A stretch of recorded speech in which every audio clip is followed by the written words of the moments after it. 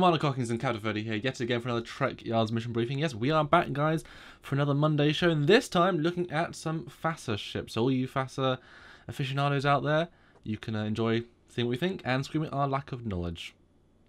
But this is the more relaxed discussion show. As you know, we're ready to take a first look at some of these cool ships, and then you guys help us by putting what you know in the comments below until we do the full episode later on down the line. But what are we doing today, Stuart? This week we're going to be taking a look at something that will make quite a few people happy, something that was not included in our top 10 favorite FASA Federation ships.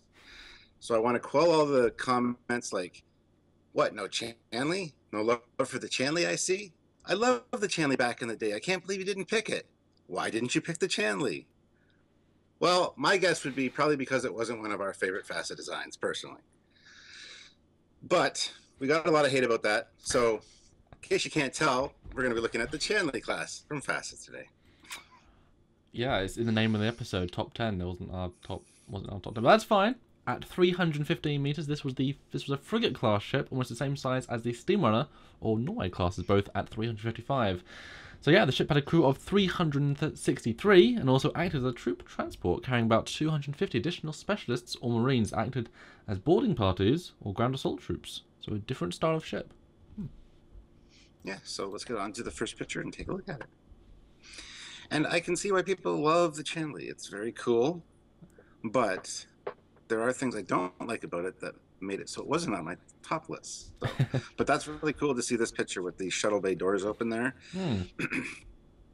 Yeah, it's definitely a nice ship to add to the movie era lineup, I think. And for transport, I kind of get the whole configuration, but we'll talk more about that a little bit later. So this is basically my first time really looking at the ship ever. But do you want to tell us when the first time you saw the ship was, Stuart, and what your history is with it, if any? Oh God, would have been forever ago, and it just never really struck me as one of my favorites, just because it does not. Like I said, I'll talk about that a little bit later. There's certain views of it that just don't impress me at all. Okay. And mostly for my favorite ships, I kind of like it from almost every angle. Okay. This one kind of has some odd looking and some odd design cues that I'm not sure exactly why they did it the way they did. There are different ways to make this ship that would have looked a lot better, I think, personally. But yeah, I don't remember my first impressions or anything like that. So it's kind of neat that this is your first impression of the ship. So what's your first thought when you see the ship? Well, it's a strange angle, first of all. I don't really get a sense of everything. I'd sort of know what the ship looks like anyway, but it feels like, well, first of all, and correct me if I'm wrong, but if you look at that right-hand side shuttle bay, is it genuinely slanted that way, so the whole ship is slanted the wrong way, like, as in the shuttle bay doors? Like, is it not symmetrical or flat? Why is it... That's an interesting point. I just think it's... I don't understand that, because the other side isn't coming in. Yeah, that might be a mistake. I don't know.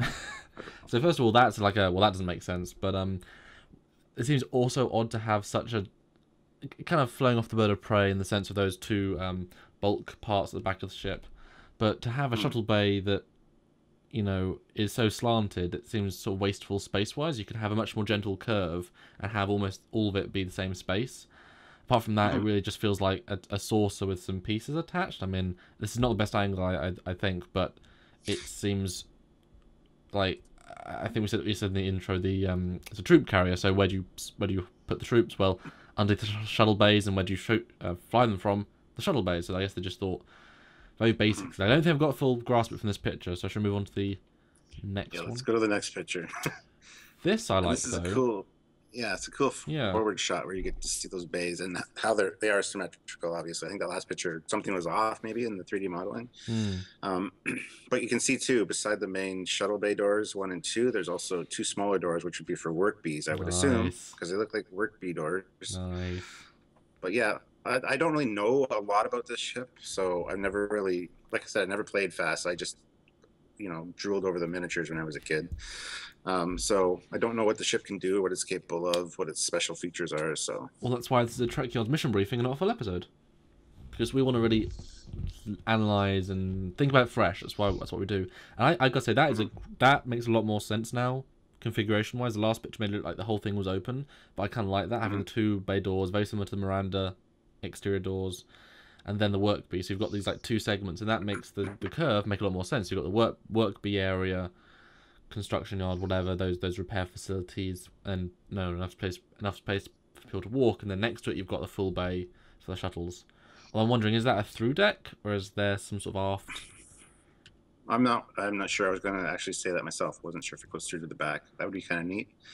Yeah. But although I think they've definitely missed an opportunity without having a roll bar to connect the two pieces at the top, add a bit more plating, and then put a torpedo there. Is that what you're going to say too? That's exactly what I was going to say. Yes! I was going to say, yes! The next thing out of my mouth is going to be, if I designed this, I would have added something in the middle there, maybe a roll bar with torpedo turrets.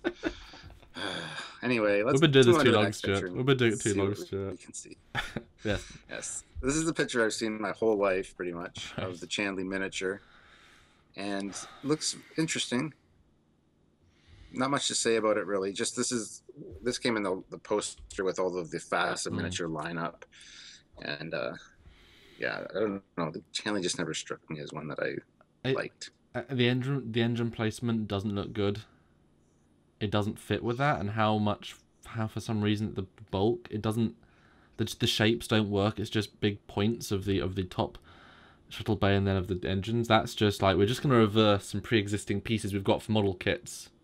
That's not how you build starships for this sort of thing. That doesn't, no, they should be attached to the front of the shuttle portion, and maybe go into much more gentle curve, maybe more like the Ares or the Centaur, not like that. Although it is interesting to see that there's, for some reason, that gentle, like pointed curve at the front of the shuttle bay, but at the back there's a much more flat, straight area, which is interesting why they would do that. Well, maybe we'll find out when we see other views of it. So let's move on to the next. Oh, that's a top view. That's nice. See, the top view is one of those views that I really like. I actually think that looks kind of cool. Yeah. At first glance, if all I had as a top view, I'd be like, yeah, that's cool. I could get into that. But that would make for a very weird shuttle bay, don't you think? I don't know, because the shuttle bay would go straight across, and then there's just, I don't know, it feels like strange. It's a very, very functional ship. Like the Federation had some spare parts, some spare bits and bobs, but they said, right, now we're gonna make a functional ship. We're gonna get the warp core somewhere. I mean, somewhere in that design. Okay, and just put two shuttle bays, kind of like just hangars, just big hangar bays on the top, and make it very much warps in, sends the shuttles, does its business, and then leaves. Very, very not. It's not a mission, multi-mission. This is a specific mission profile. You're not having this do anything else apart from its function, or if it needs to quickly scout something. I mean, I don't. In terms of aerodynamic as well, not that's an important feature, but boy, it's just getting, you know, the hitting the spatial winds. You know, it keeps flying, it's being pulled back, and it's not going to be aerodynamic. Yeah. And one thing I'd like guys, we have not read the FASA information on the ship beforehand. We kind of like to go into this blind and just kind of speculate and stuff, so don't yell at us. I know everybody out there that loves the Chandley, which is everybody apparently, is going to be like gritting their teeth through this whole episode, but you know. Well, it means you can explain to us why you love it, and we can get a new perspective. But next picture. Yeah. Next picture is interesting because I think those are open. Those are shuttle bay doors that open underneath. So I wonder if it's a multi-level shuttle bay. Yeah. Because if it's like 2 or 3 decks, you could park shuttles on the top and on the bottom, and have them launch out the bottom and the front at the same time.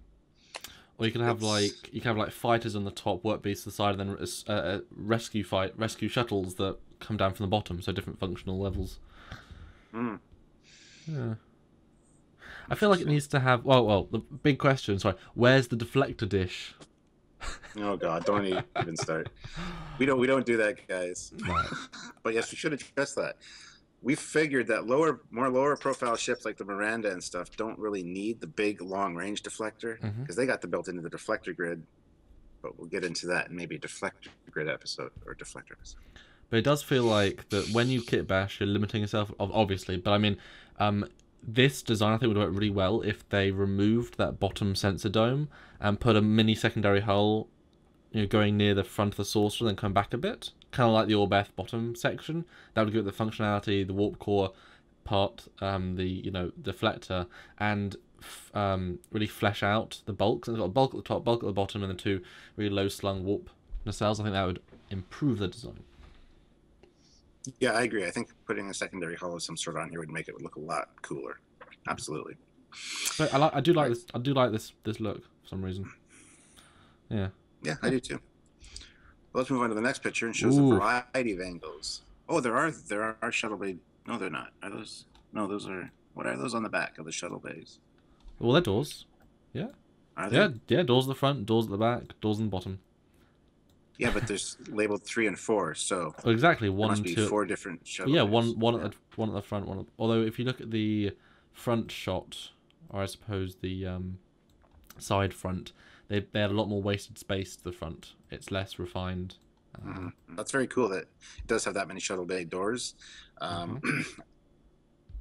See, this is where it falls apart for me, is the side view. I always thought that was atrociously gross. Yeah. Like, you pull those struts up so that the engines are more in line with the saucer, and I think that would look amazing, even from the top, because the top view, it kind of looks Romulan-esque in a way. Sure. But I don't like the front view. I don't like the back view. I don't like the side view. Well, the front view looks... Some of the 3/4 views, it looks very spindly and just gangly. Like, ugh. Well, the front view looks like a speedboat, one of those water speedboats. I mean planes, one of those water planes. Oh, yeah. Hydroplane, hydrofoil. Is that it? Yeah. And the side view looks like that new Franklin class, but the FASA version. Same basic thud. If you just flipped it, same basic shape.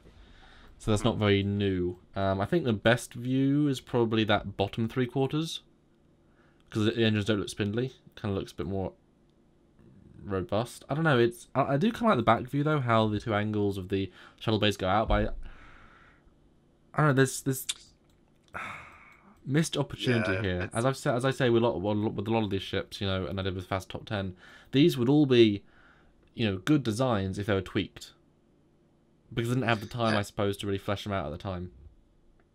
Well, to have a secondary hull on there, like you said, that was all maybe fighter bay doors along the side, so it was like fighter storage. Wow. Some kind of carrier. I think that would really add to this. And then I could understand the engine placement being so low to be underneath the where they part.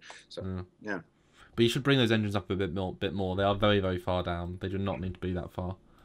And the connection point doesn't have to be so narrow. You could chop those struts in half, push them up, and they would look a lot more sturdy and would really help the ship a lot, I think. Yeah. Maybe there's a reason for them being placed like that. I don't know. Like I said, I haven't read because that's the same size as the Connie had. They just kit bashed. That's the reason. Well, yeah, if you look at it that way, yeah. I do like how many doors are. That's a nice little feature. I do. Yeah, it again, it's one step off. The secondary hull's definitely needed. I do like the. Okay, so we know the scale of this ship roughly, right? And we know the size of these doors. We know the size of a work bee, and about the same size as a man. If there's no connection point between the two shuttle bays, then you've got to go through the main hull. There isn't much space in the ship at all, is there? Not really. Well, they said it was a troop transport at 250 personnel. I know that, on top of the crew. So where does that come into play? Unless they live in the auxiliary craft or something. I mean, troops. You're not going for like a 7-month troop mission, are you? No, and if you would, you'd pick to an one of the, yeah. So I can imagine they put up some tents in the shuttle bays, or like they live in the shuttles, and you can spend a couple of days. I'm sure there's bathrooms in the shuttle compartments. But yeah, I don't know. But the warp core, the lack of a warp core, or the theoretical lack of a warp core, does annoy me, because we know the era warp core is that long back one. I mean, maybe it's a smaller, more compact warp core. I mean, you haven't obviously. Maybe it's a horizontally mounted one too, but where? The Miranda has to have a warp core because she's a warp capable ship, and that has quite a lot of extra space at the back, quite a lot more than this. But maybe this is a smaller version of that warp core, same style but smaller. So it's you don't need this to be the fastest ship ever, do you? Maybe like a warp 5, warp 4, maybe something nice and compressed. But you think a troop transport, you want to get where you need to be quick, because it's usually something's happened, some Federation colony has been attacked, or the Romulans have invaded, so we need to get troops there immediately. So we need to get there quickly. So you would think this would be a fast ship, which might explain the warp placement. Maybe with a smaller core, this creates a better warp bubble profile. Who knows? Maybe it increases the speed. Somebody out there knows, and they're going to put it in the comments, and it's going to help us with our full episode on this ship. Yes. Want to learn more. Want to learn more. But well done for the good 3D model here. But I think if we ever get a 3D model made of this ship, I think I'd want to see a refit version based on, you know, where we'd want to go with it, to really see what the Chandley, like this is the vanilla version, you know, this is the basic version. I'd like to see the yeah, we need to Trekyards it up and make the Trekyards version, and you would all love it way more than this one, promise. Because it's a good idea. I do like the fundamentals of those two shuttle bays in the back, the way they're done mostly. I like that. But I mean, even if you just took out the engines and put Miranda style engines and then put the roll bar, it's basically Miranda class. But boy, is that a mission specific Miranda. That would look cool, I think. That would. That's a great idea, actually. I think that would really fix it a bit and make it really mission specific. Cool. But the next photo is a TOS one, which is very interesting and also very blocky, but interesting. Yes. Well, yeah, it's not a finished model, obviously, but it is very cool to see any ships that aren't previously TOS to TOS them up, and this one looks really cool. It looks like it would definitely fit in the world. I actually kind of like this one better. Really? Especially from the side. I mean, yeah, well, the side's better. Yeah, the side's better. Yeah, it's not as angly and funny looking. Like that lower 3/4 view, I actually kind of like that. That looks neat. It's because the nacelle struts are now much, because the Constitution refit has that growing curve, whereas the Connie has a very flat line. Yeah, this looks better as a flat line, definitely. But this looks like it's made out of Lego, or your kid drew it. Because it's just shapes. Like, there's no subtlety or nuance to this. I don't know. Well, like I said, unfinished. So. Yeah, it's interesting. Yeah, not too much to say about this one, but definitely cool. And that one has a deflector dish, just for all you people out there that want to know where the deflector is. And I do like the placement when they do that. Yeah. And the next one is a very cool orthos with some information. We've got the Uss Sandridge.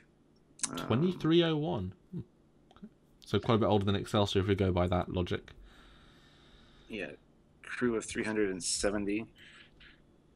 4 torpedo launchers. I'd like to know where they are. What? Oh, if you look at the front view, underneath the saucer, to either side of the saucer, right at the edge, they look like they could be tubes. And yeah, it does. Looks like 2 tubes there. I wonder if there's 2 rear-facing ones. I guess. I mean, it's probably pushing it a little bit, but yeah. Warp 9. I mean, Standard. Yeah. Yeah. Okay, right. Okay, commissioned and service in life till 2320, so that's pretty late.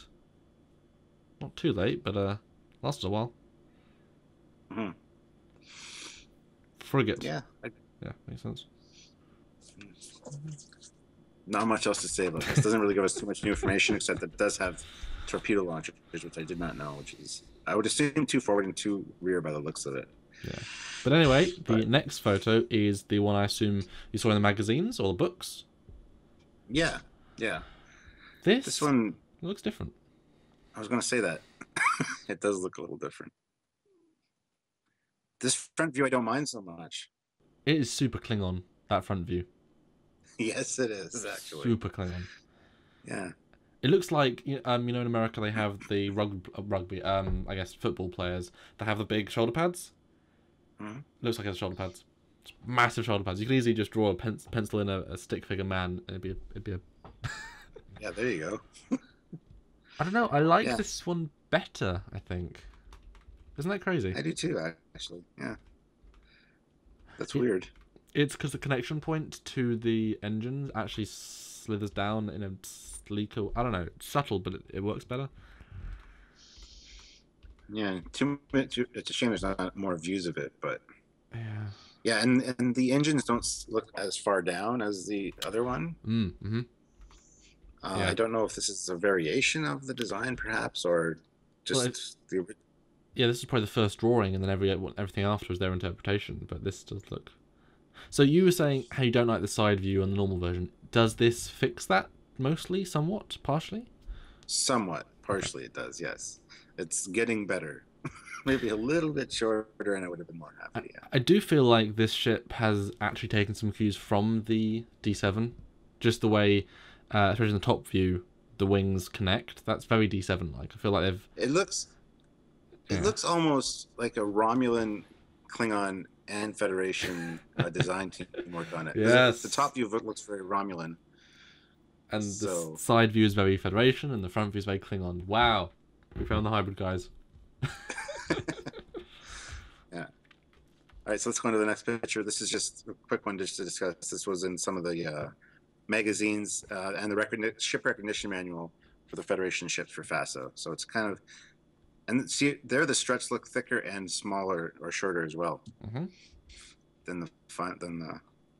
Anyway, not much to say about that one. So let's go on to the next one. This is just a quick shot of a 3D model. Looks like actually for a game. Starfleet Command, maybe? Not with that kind of lighting and stuff, I don't think, no. Oh. This looks almost more like Bridge Commander. Maybe. But I thought it was cool to see the kind of the goldish almost color of the motion picture era and to see the glowing. I think it's near a sun, that's why it's being hit with the orange lights. Yeah, I know, but I think it looks, I like it. It's kind of the classic motion picture look for me. Spotlights always add something to the design, and yeah, looks nice. Yeah. Cool. And then let's move on to the last picture. And this is a picture of it doing its job. Oh, yeah, there's the two torpedo turrets. There's also some phaser turrets on each side. Oh, that's interesting placement. Yeah, I can buy that. I can dig that. It looks like the engines are also closer to as well. The way they're connected to the hull looks a bit more, well, robust, but also closer. It does, yeah. This, I mean, obviously the model is very blocky, but it does feel more robust than the previous versions. There's a bit more detail in the middle. You obviously can see the details of the phaser turrets. Like this one feels like a bit more of a natural fit. Although it actually feels like they've built, like the original Tron, those patrol units, and they've just plugged a saucer directly into it. That's what this is. That's interesting, yeah. I like that. I just realized I say interesting a lot. That's like, interesting is mine, sleek is yours. We say interesting stuff here at Trekyards, because things are sleek, and they're rad. And that makes them interesting. So any closing thoughts on the Chandley, Stuart? There's some variations of it and things that kind of move it up a little bit in my books. Now that we've looked at a few different versions of it, but I think a few slight modifications and some basic understanding of why it is the way it is might improve it in my eyes. So I would love to hear from you guys about it. But yeah, it is a neat looking ship, don't get me wrong, but it was just not one of our favorites. That's why it wasn't in our favorite FAST episode. So please stop yelling at us. Please. We appease you, my gods. And for me, it's quite a boring ship. Really, there's not much to it, and it's just simple. It hasn't got any sort of style to it that the other ones in the top 10 had picked. That's why I picked them. But I think if you did swap it out to be more of a Miranda style, that would be an instant win. I think in terms of function, because it doesn't feel form follows function. It doesn't feel like that. And then if you had the secondary hull, add those extra explorative, or as you said, shuttle bays, that would be a very impressive ship in terms of what it can have. So I think we need to do some changes and make the Chandley Trekyards. I think this will be a very functional ship. But yeah, that is it for this week's Trekyards. Hope you guys enjoyed it. This is our first look at FASA ships. We've got 3 more. There'll be aliens and more Fed. So some interesting stuff coming along. But if you guys want to support this show and all of our multiple Trekyards and Fleet Yards, either go to our www.trekyards.com and click that donate button to do a one-time donation to our PayPal, or go over to Patreon/Trekyards and give what you think you can spare every month to help really support this show, because we kind of live off those donations, and that lets us do more shows, better shows, and put the time into those amazing animations that you guys love so much. So it's all fun and games, but we need your help. So if you can, do, and tune in as you always do every single week to another Trekyards. So until then, this is Commander Conkers. And Captain Foley. And we'll see you next time. Bye, guys. Bye, guys.